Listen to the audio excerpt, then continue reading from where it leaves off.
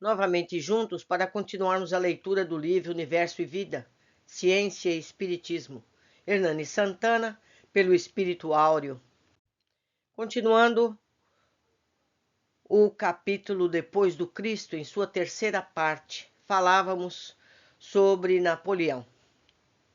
A verdade é que, deixando-se vencer por ambiciosa vaidade, aquele espírito de escola não soube realizar a elevada missão de consagrar e liderar os povos europeus, inaugurando nova era de confraternização e paz para o mundo inteiro.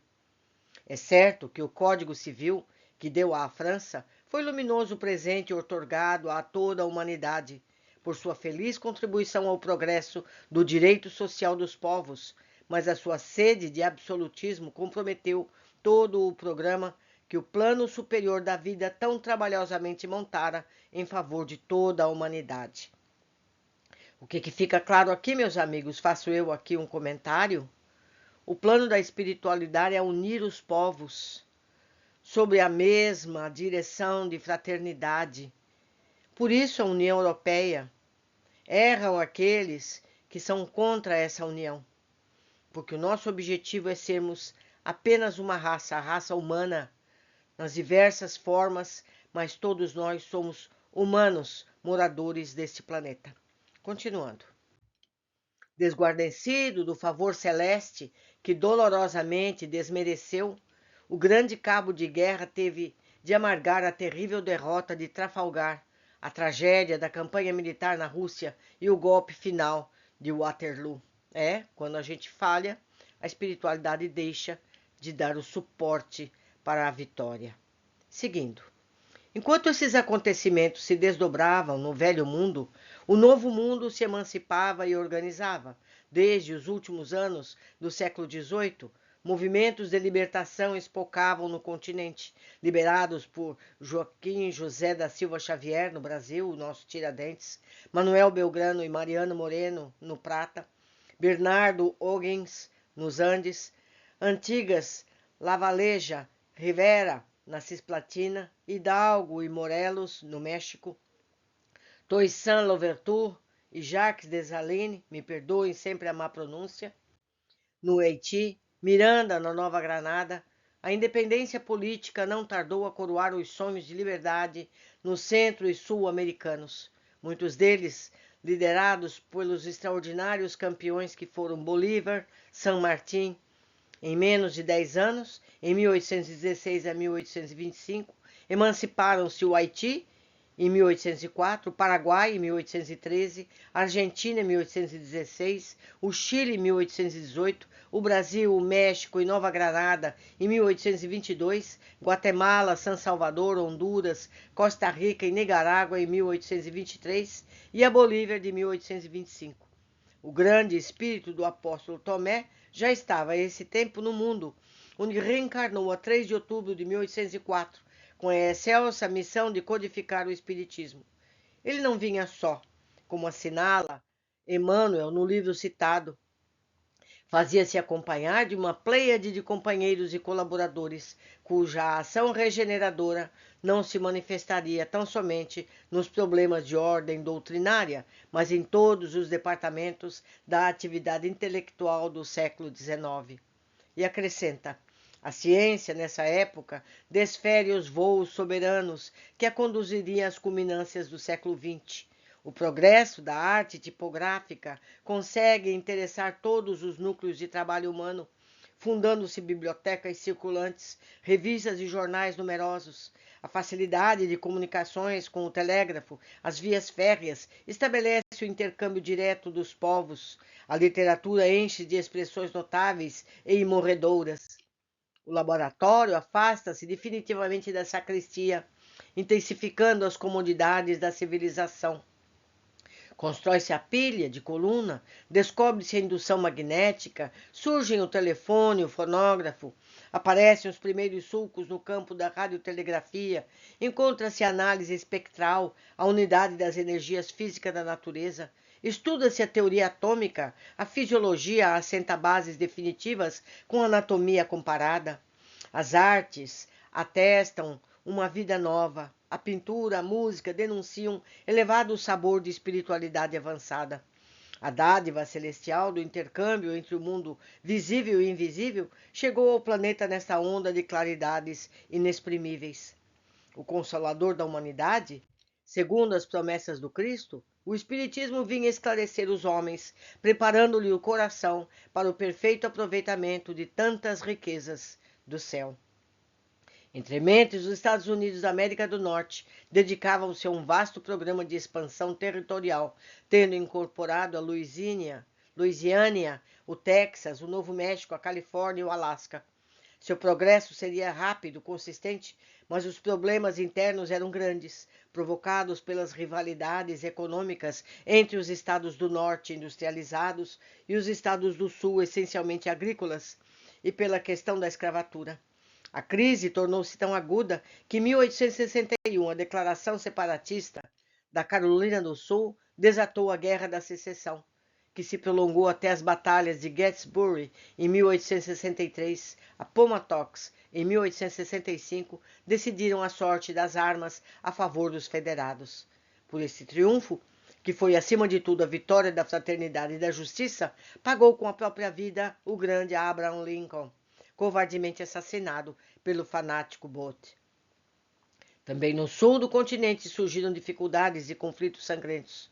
O Brasil, Uruguai e Argentina se envolveram em 1851 e 52, a chamada Guerra de Rosas, e depois de 1864 a 1870, a Guerra do Paraguai.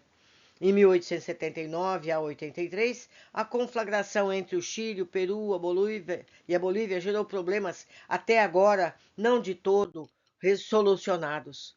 O mesmo aconteceu anos mais tarde, quando a Guerra do Chaco pôs em confrontação a Bolívia e o Paraguai.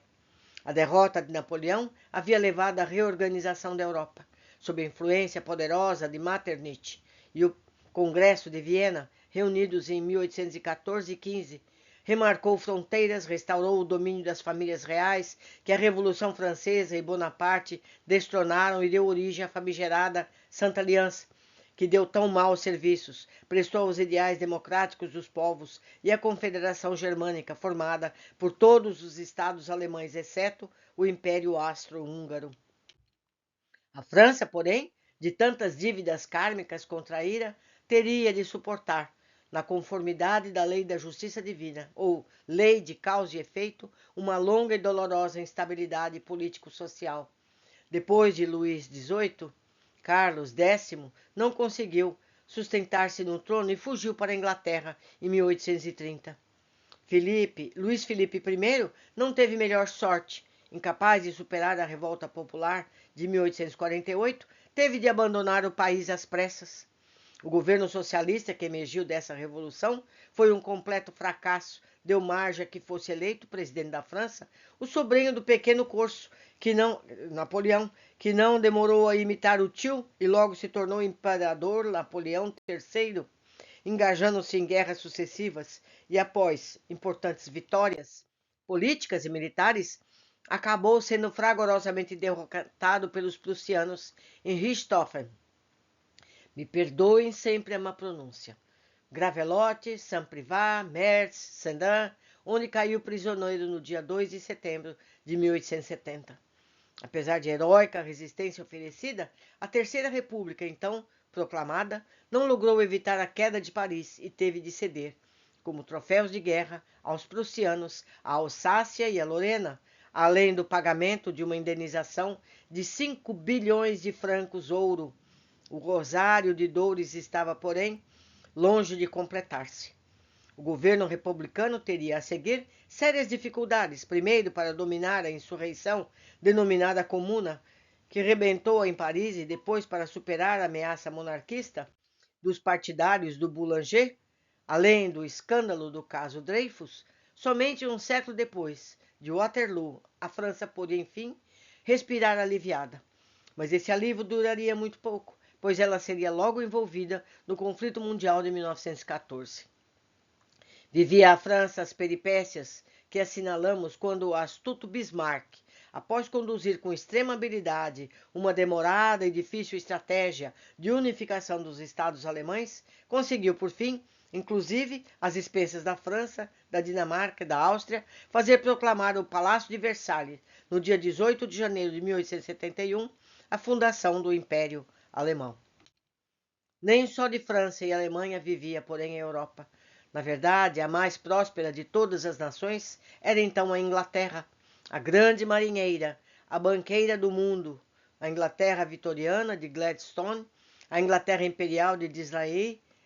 Ela afirmou o seu domínio sobre a Índia, obrigou a China a abrir os portos ao comércio com a Europa, fundou colônias na África, estabeleceu domínios na Ásia e na Oceania.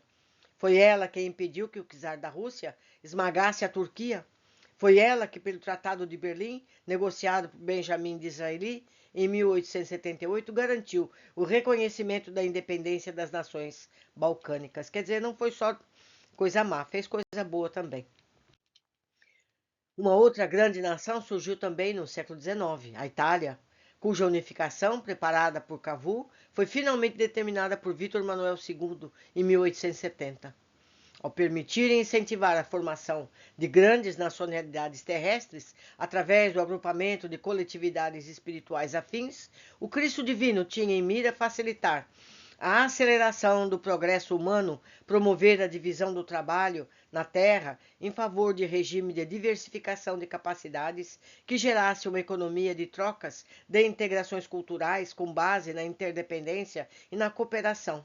Tão logo, porém, cada nação se viu senhora de certos patrimônios, começou a pretender desavisadamente o domínio do mundo.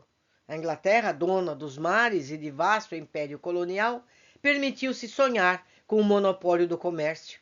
A Alemanha, vendo-se possuidora de vastas reservas de carvão e aço, dispondo de avançada tecnologia industrial, imaginou poder impor pela força uma hegemonia incontrastável.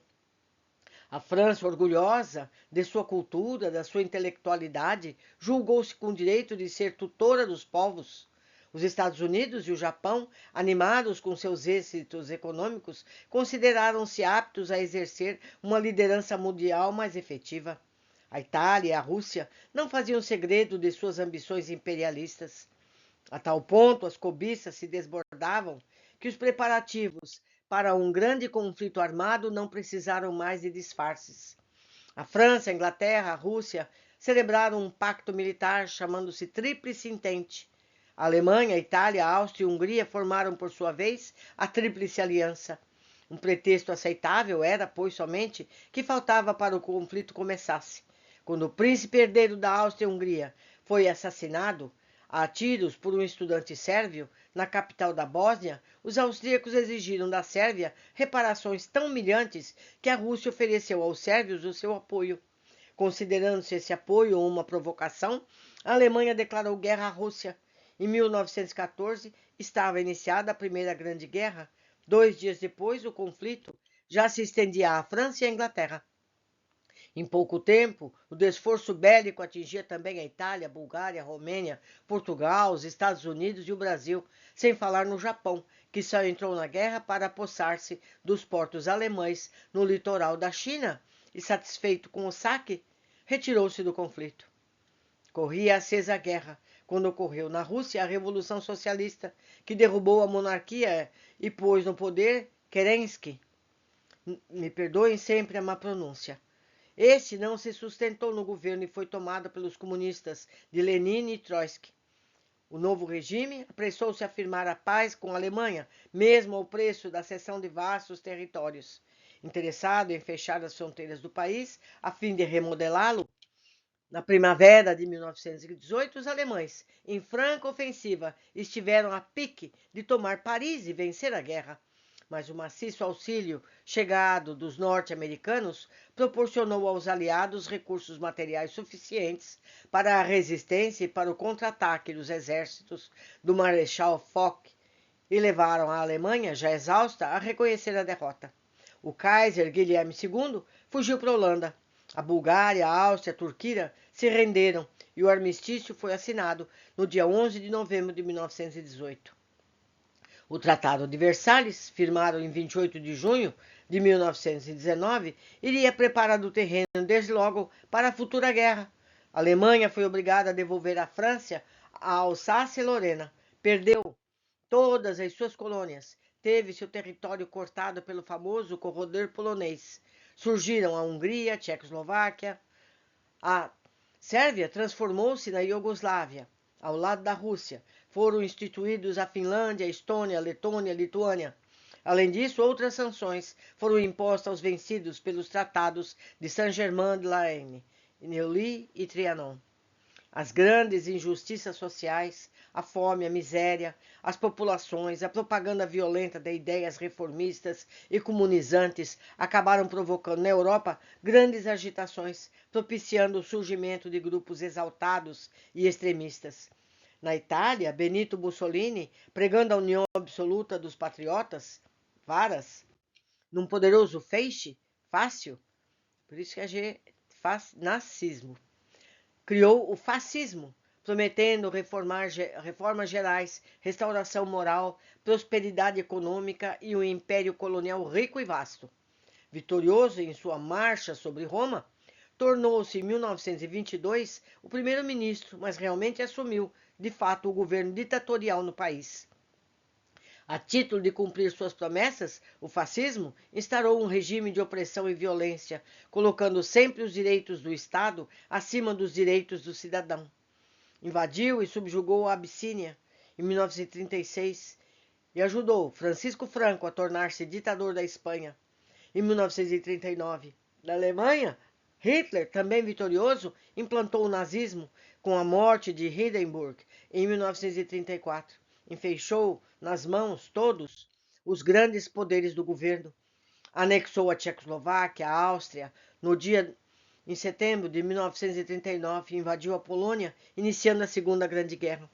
Daqui por diante a história ressente mais, dispensando-nos os registros, mas não podemos deixar de assinalar a eclosão, sob a vista dos auspícios do Cristo, dos movimentos de libertação que emanciparam politicamente quase todas as nações africanas, preparando-as para significativas missões no próximo milênio.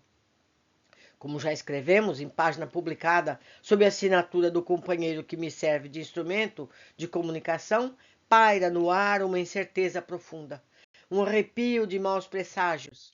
Vara o mistério o arcano futuro. Durante séculos a fio, a humanidade acumulou montanhas de ódios e já a emanação sedimenta dos pensamentos sombrios e ferozes se aglomera sobre a terra, em espessas camadas superpostas e ameaçadoras, que lembram cirros virulentos e invisíveis. O monstro da destruição, por ela alimentado com tanta solicitude, rosna sanhudo a sua face, qual áspide principescamente criada para o assassínio traiçoeiro do seu dono. O vendaval não tarda a desencadear sobre as valas torturadas do orbe a procela furiosa que se alimenta de sangue e que se banha de lágrimas. Relegado o Evangelho do Cristo, esquecidos os seus divinos ensinamentos, ergastulados no cárcere dos dogmas do espírito sublimado da sua doutrina de amor. Que outra coisa poderia suceder à humanidade desvairada, senão a completa bancarrota dos seus princípios superiores, esmagados perante o esquife da justiça apunhalada pelo egoísmo feroz nos delírios da vaidade e na rapina? Na orgulhosa presunção da sua trágica cegueira, o ser humano rejeitou a direção de Jesus, chafurdando-se no mar das experiências dolorosas, do desvario e dos crimes. Agora, num crepúsculo agoniado de jornada, treme assustadiço ante os densos novelos de fumaça que sobe do monturo letal dos seus próprios erros. Armados até os dentes, espreitam-se os povos numa estranha dança de malabarismos fatídicos, temendo pela sorte. Os engenhos de destruição engendrados pelo homem ameaçam-lhe a própria sobrevivência e a dura necessidade de paz não consegue suplantar a fantástica miragem na luta de extermínio. Eis o salário da rebeldia humana, eis o altíssimo preço da ambição. A tormenta desaba. A justiça divina, que dá a cada qual segundo as suas obras, não sustentará o automatismo da lei de causa e efeito, que o Espiritismo tão bem define e prega. A sementeira de maldades e ignomínias rebentará num oceano de frutos amargos, de prantos e de dores.